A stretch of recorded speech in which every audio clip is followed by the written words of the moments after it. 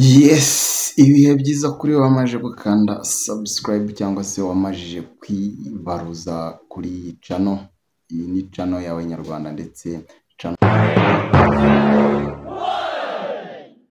ikomeje kugenda ikora ibitangazo. Uyu munsi rero nabonye video y'uwitwa Captain Regis ndetse nza gukurikirana n'uwitwa Miki ndetse na Aga Promota, ubwo bari biteretse kuri kamera zabo bari kuvuga ndetse baratatura baravuga, ndetse n'ikiganiro cya Miki cyaje kutanshimisha habe na gatoya. Ni ikiganiro naje kureba numva kinkoza ahantu, ndetse biba ngombwa ko nza gusubira no mu mavideo bagiye bakina kera we na Regis. Biba ngombwa ko nza kuza nkabivugaho cyangwa se nkabiterekaho, ntimuze kuvuga rero ngo nje mu matiku cyangwa se ngo nje muri ayo matiku yanyu, ahubwo mwashyizeho ibiganiro ngo tugire icyo tuvugaho cyangwa se tugire icyo turenzaho. Niyo mpamvu rero nanjye nje hano nkavuga nti reka nze ngire icyo mbivugaho cyangwa se nshyireho umucyo kuri ibi biganiro.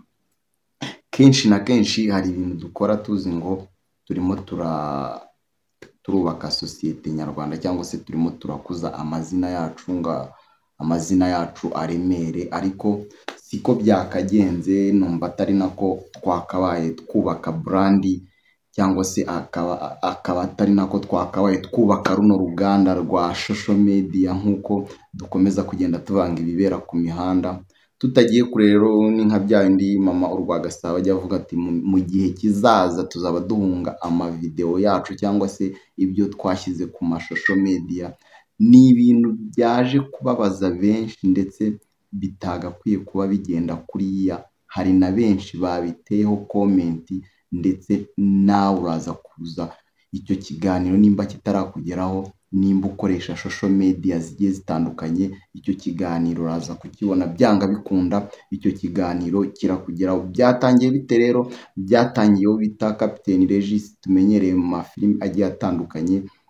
Yaraje yicara imbere ya kamera avuga uburyo ki uwo bita Aga Promota yaje gutera inda hanze, ndetse byaje gukururira amarangamutima menshi. Miki aza kuza nawe aza kuri live avuga amagambo atari meza cyane ntari buvugira ahangaha, ndetse byaje no gukora ku mitima ya benshi. Murabizi aba YouTuber nabo baba baregeye, baje guhita bafata icyo kiganiro cy'iminota 33 baragisesengura ndetse banakinjiramo neza cyane, bavuga n'ibiri inyuma yacyo, n'ibyo tutari twakamenye cyangwa se byari inyuma y'amarido bitari ngombwa ko tumenya, nabyo biza kuba ngombwa ko biza hano ku mihanda tukabimenya. Ese biraterwa n'iki, cyangwa se n'iki kiri gutuma abo twakafatiyeho nk'icyitegererezo cyangwa se twakagize ba ororomodo wacu barimo kuza bagasenya industry nyarwanda, cyangwa se bagasenya uruganda twakita rw'imyidagaduro, ahubwo rutakiri imyidagaduro, byahindutse intambara. Nkimara kubona icyo kiganiro rero byatumye hari byinshi ntekereza, ndetse biza no gutuma nsubira muri ayo mafoto ya Regis n'uwitwa Miki, nza kureba amafoto. Hera kuri iyi foto ndetse urebe n'andi mafoto menshi ndi bugende nkunyurizaho, uze kumbwira ngo Miki birakwiye ko yakavuze ayo magambo nawe ugiye kumva. Ndetse hari na byinshi tutari tuzi byaje kuza kuba byafata indi ntera, nawe byose urava hano ubimenye. Banza urebe iyi foto, numara kureba iyi foto nyuma yayo uraje urebe ibyo Miki yasorejeho ndetse n'ibyo Regis yaje kuba asorezaho, asaba n'imbabazi abanyarwanda, ababwira ko atari byo byamugenzaga kuri social media, ahubwo atazongera no kubibona. Ni kenshi twumva ngo ibi bintu nge sinzongera kubivuga, Miki sinzongera no kuvugaho, ariko hashira iminsi 2 tukumva ngo Regis yagarutse mu isura nshya yo gusebya cyangwa se yo gushaka gushyira hasi Miki. Ariko gushaka kumushyira hasi nta kundi, ni kwa kundi umuntu aza akakuvugaho nawe ukaza warakaye cyangwa se warubiye ugahita uvuga ati reka ibi bintu mbishyireho umucyo cyangwa se winyangiriza izina n'abantu banzi muri iyi sura bataza kuba bamfata ukundi.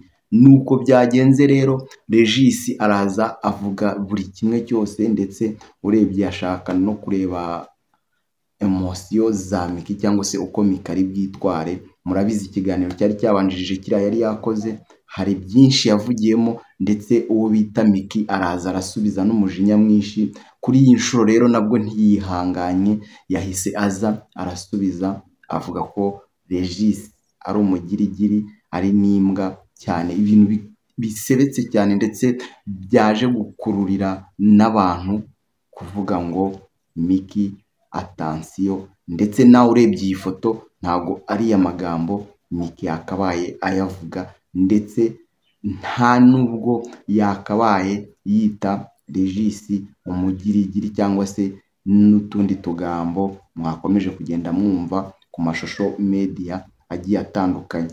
Bishatse kuvuga iki rero? Regis yaje kuba yagira uwo bita Miki umusitari, amugira umusitari mu buryo Miki atari yiteze cyangwa se atari yiteguye. Biza gukurura Miki ko yaba undi muntu mu isura atari yiteze cyangwa se atateganyaga ko byagenda gutyo. Bimukururiye kuba umusitari rero mu buryo atateganyaga, bituma ko yumva ko Regis atakiri kuri level ye cyangwa se batakiri mu buzima bumwe, yumva ko batakiri umwe rwose nk'uko akomeza kugenda bigaragaza. Rero igihe umuntu yasohotse mu buzima bwawe, numva ko nawe byaba byiza ko wasohoka mu buzima bwe, kuko n'ubundi mba numva ko ntacyo mugihuriyeho, ndetse muba musa nkaho mwatandukanye cyangwa se mwavuye muri relationship imwe cyangwa se mutakiri bamwe, tuze kubivuga gutyo cyangwa se tuze kubisobanura gutyo. Mu kuba umusitari kwa Miki rero byaje gukururira Regis kumushyira kuri pressure yo kuvuga ngo ngiye gutakaza umuntu, cyangwa se uyu muryango nahahiragaho urafunze. Niko tugiye kubigenekerereza, muri ihangana ko tugiye kubisanisha gutyo. Akimara kujya kuri iyo pressure rero, byaje gushyira ku yindi pressure uwo bita Miki, ati nubwo mvuye kwa Regis nshobora kuza kubura views, cyangwa se kuko content yanjye yari yubakiye kwa Regis nshobora kuza kubura views. Biza kumushyira ku gitutu cy'uko nawe ashobora kuba yaza akandagaza Regis. Regis rero nawe ntiyabyihanganiye, yaraje akora mu ngata nk'uko mwakomeje kugenda mubibona ku mashusho media, ndetse hirya no hino ni ibintu bya trendinze. Hari n'irushanwa bari barimo, n'imodoka bahataniye ya miliyoni 25, bisa nk'aho iryo rushanwa naryo bitarimo kugenda neza bitewe n'izi mpagarara bakomeje guteza ku mihanda cyangwa se muri industry y'u Rwanda. Mu yandi makuru rero, nuko uwo bita Jack w'i Rwanda cyangwa se uwo mwamenye nka Jack arwaye, arimo gutabaza cyangwa se asaba ubufasha ko mushobora kuba mwamufasha. Abantu babanye nawe umunsi ku wundi, ndetse akaba arimo kuribwa n'umubiri nk'uko bikomeje kugenda bigarukwaho, akaba barashatse indwara ndetse kwa muganga indwara ikaba yaranabuze. Jack rero akaba arimo kuvuga ko amerewe nabi cyane rwose, ababishoboye bamugeraho nk'uko akomeje kugenda abyitangariza, aho arimo kuvuga ko ashobora kujya kwivuriza muri Tanzania. Amakuru twe tubafitiye yari ayo ngayo, ndetse nk'uko tugenda gukomeza tuba updatinga mu nkuru ziba ziri kugenda zicaracara, namwe niko mukomeza kugenda mutwereka ko tubana umunsi ku wundi. Imana ibarinde kandi ijye ibahoza mu biganza byayo. Ciao ciao.